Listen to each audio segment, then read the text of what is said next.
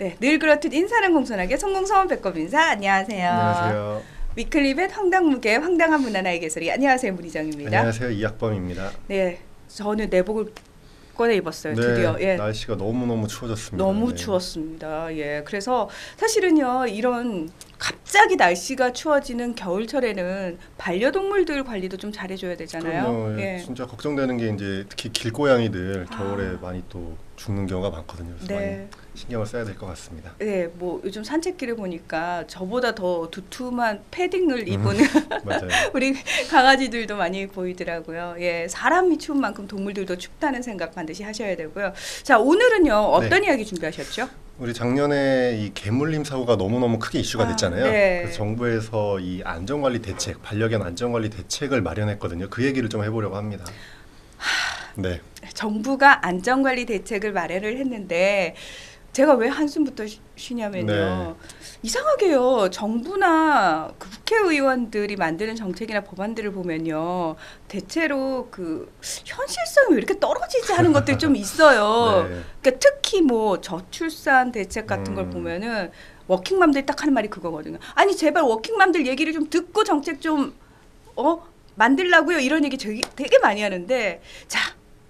이번에 네. 예, 동물과 관련해서는 네. 제대로 만들었기를 간절히 바라면서 지금 정확히 지적을 해주셨는데 우리 네. 저출산 대책 같은 경우에도 막 몇십 조를 투입했는데 효과가 없었다 뭐 이런 거 많이 나오잖아요. 근데 그러니까 셋째 나오면 얼마 준다고? 그러니까 그 돈 받는다고 셋째 낳을 사람이 없거든요. 근본적인 원인 해결을 해야 되는데. 그렇습니다. 근데 이번 반려견 안전관리 대책도 좀 근본적인 원인 해결이라기보다는 좀 주먹구구식의 대책이 조금 있거든요. 그래서 어떤 내용이 담겼는지 좀 보겠습니다. 일단 내용부터. 네. 예. 근데 일단 그래도 좀 긍정적으로 평가해야 될 거는 이제 하도 사회적으로 이슈가 됐기 때문에 정부에서 대책은 당연히 마련해야 네. 되는 거고 그 과정에서 5차례에 걸쳐서 TF를 구성해서 회의를 했다는 거예요. 거기는 이제 동물보호 이제 시민 단체들도 들어가고 전문가들도 들어가고 그냥 소비자 단체도 들어가고 해서 다른 지자체도 들어가고 그런 사람들이 모여서 5번의 회의를 거쳤다는 점에서는 일단 칭찬할 만하고요. 네. 어떤 내용들이 담겼냐면요.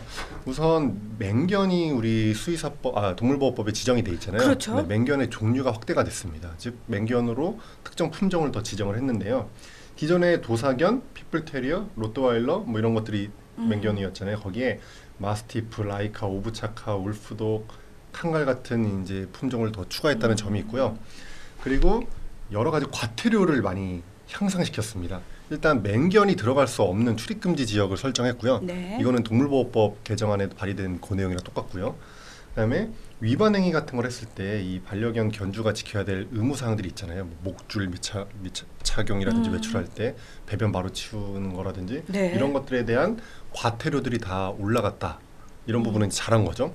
그리고 특징적인 게 주인이 이 반려견을 잘 관리를 하지 못해서 반려견이 사람을 물어서 사람이 상해를 입거나 죽었을 때 주인이 형사처벌을 받는 그런 내용이 담겼습니다.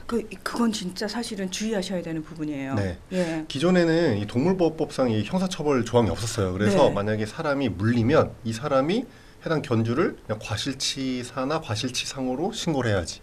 뭐 보호자들이 신고를 해야지만 처벌을 받을 수 있었는데요. 그래서 지난해 이슈가 된 그 최시현 씨 가족 반려견 같은 경우에는 피해자 가족이 신고하지 않았기 때문에 처벌받지 그렇죠. 않았잖아요. 근데 이제 그런 거랑 상관없이 그냥 법적으로 관리소홀로 물면 주인이 처벌받게 하는 형사처벌 받을 수 있는 조항이 생겼습니다. 그래서 네.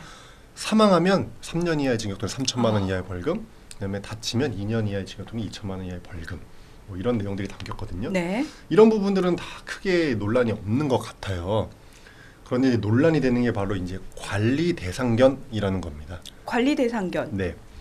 우리가 지금 맹견이 있고 그 다음에는 일반 반려견이잖아요. 네. 근데 여기에 한 가지 카테고리를 더 만든 거예요. 어. 맹견은 아니지만, 그러니까 맹견으로 분류된 품종은 아니지만 일반 반려견보다는 조금 더 주의 깊게 관리를 해야 되는 개들을 관리 대상견으로 지정하겠다 이런 개념이거든요.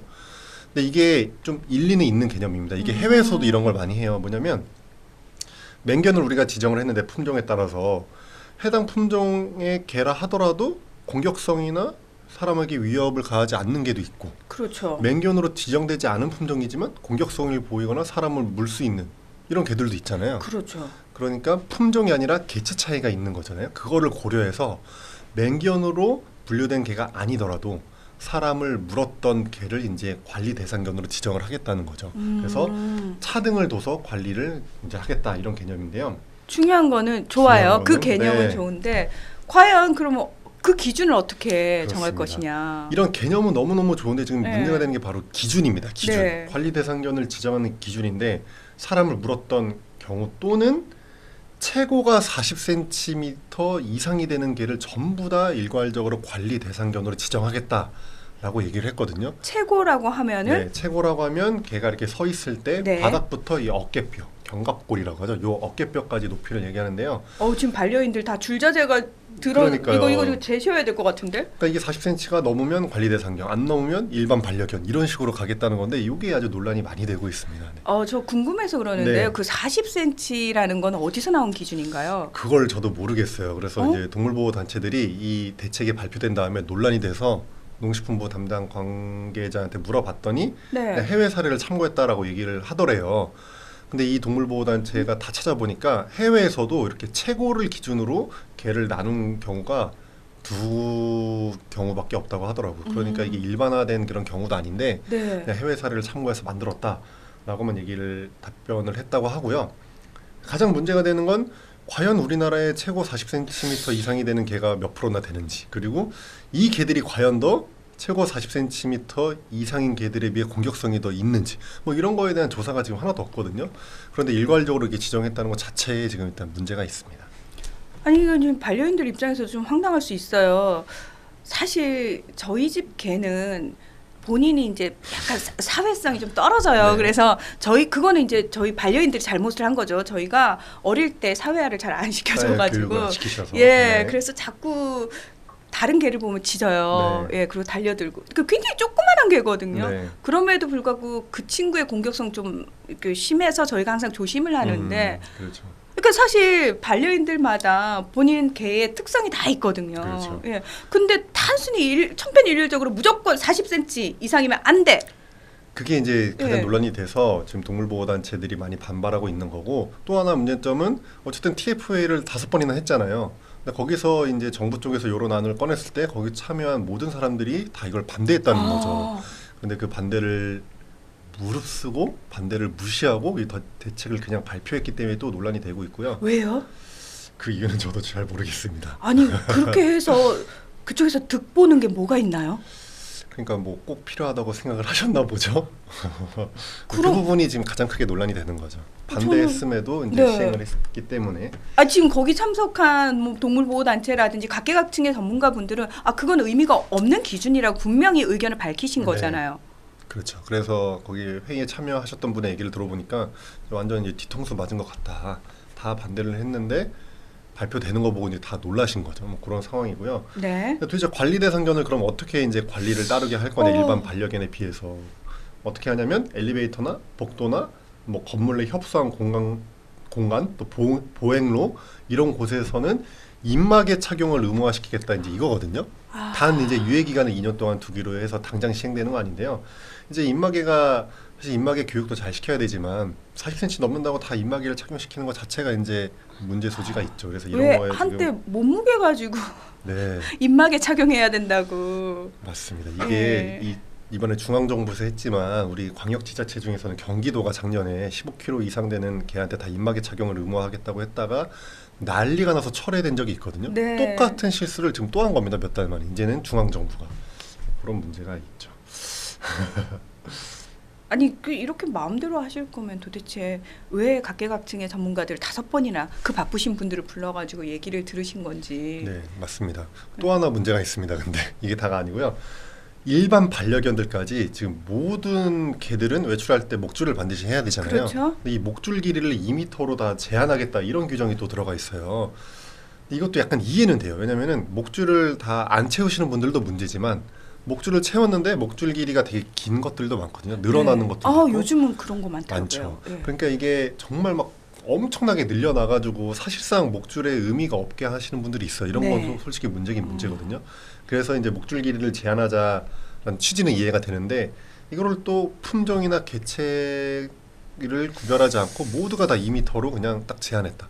이것도 문제가 있죠. 왜냐면은 이 동물들한테는 도주거리라는 게 있거든요. 도주거리. 네, 이게 뭐냐면 위험 요소가 자기한테 다가오면은 처음에는 지켜만 봐요. 그러다가 이 얘의 도주거리가 예를 들어 3m다.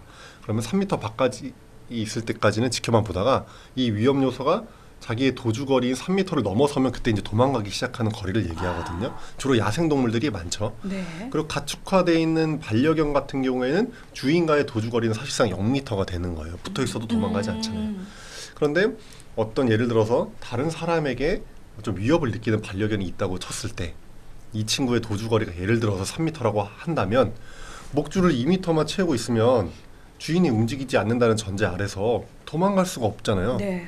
그러면은 이 친구가 도주거리가 3m인데 2m밖에 목줄이 안 되니까 이 위험 요소로부터 도망갈 수가 없기 때문에 결국에 선택하는 마지막 행동은 이제 공격밖에 없거든요. 아, 오히려 극단적인 행동을. 그렇죠. 원래 이 공격성이라는 게 두려움 때문에 일어나는 경우가 되게 많습니다. 네. 두려움을 피할 수가 없기 때문에 일어나는 경우가 많은데 목줄 길이를 2m로 제한하면 극단적으로 이런 사건이 벌어질 수도 있는 거죠.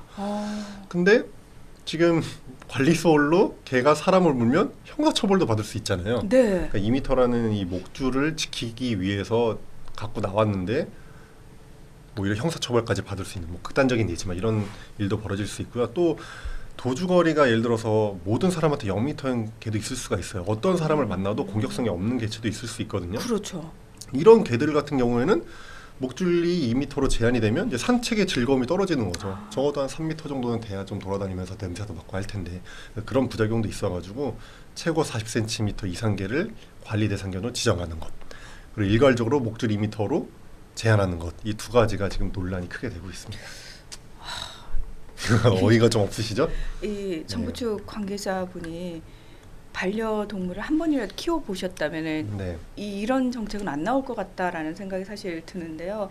사실 뭐 동물 자체의 문제가 아니잖아요. 그럼요. 동물과 주인의 관련된 문제입니다. 사고들은 다 반려인들의 관리 소홀이라든지 또는 반려견을 보고 귀엽다고 사람의 중심에서 반려견의 어떤 두려움이나 이런 건 생각하지 않고 무조건 그렇죠. 달려드는 그렇죠. 사실은 사람의 잘못이거든요. 맞습니다. 다 사람의 잘못인데 네. 이거를 이제 뭐죠? 키를 기준으로, 체고를 기준으로 이제 개를 구별한다는 것 자체가 이제 개념이 잘못 접근된 거죠.